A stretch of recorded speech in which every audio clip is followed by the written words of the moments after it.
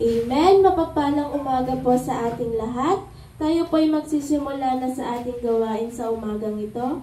At inanyayahan ko po ang bawat isa na tumayo at sama-sama po nating awitan ng ating Panginoon.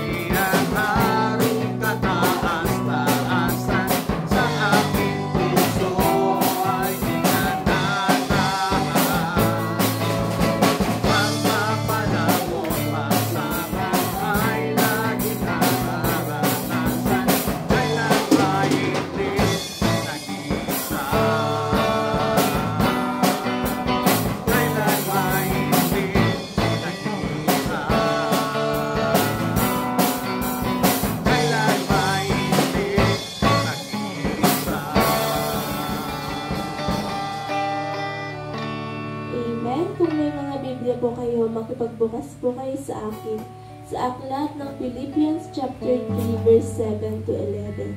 At ganito po ang sinasabi: Gayunman, ang mga bagay na sa akin ay pakinabang, ay inari kong kalugihan, alang-alang kay Kristo.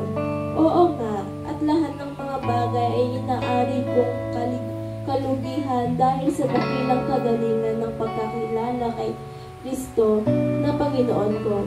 Naalang-alang sa kanyang tiniis ko ang kalugihan ng lahat ng mga bagay at inari kong sukal lamang upang tamuhin ko si Kristo. At ako'y masumpungan sa kanya na walang katuwirang aking sarili sa matuwid bagay sa kautusan, kundi ang katuwiran sa pamamagitan ng pananampalataya kay Kristo. Ang matuwiring ng buhat sa Diyos sa pamamagitan ng pananampalataya, upang makilala ko siya at ang kapangyarihan ng kanyang pagkabuhay na maguli, at ang pakikisama ng kanyang mga kahirapan, na ako'y natutulad sa kanyang pagkamatay. Kung aking tamuhin sa anumang paraan ang pagkabuhay na maguli sa mga patay. To God be all the glory.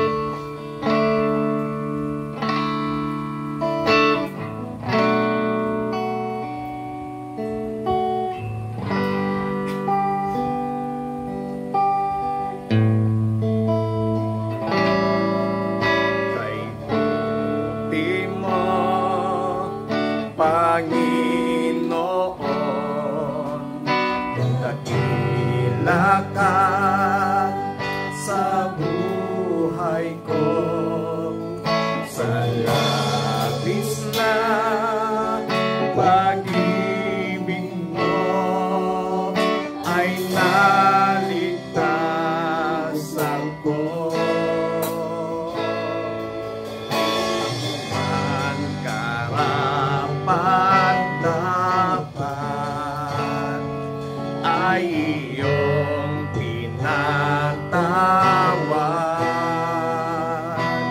at binigyan mo pa ng tinig at tinuruan mo umawi.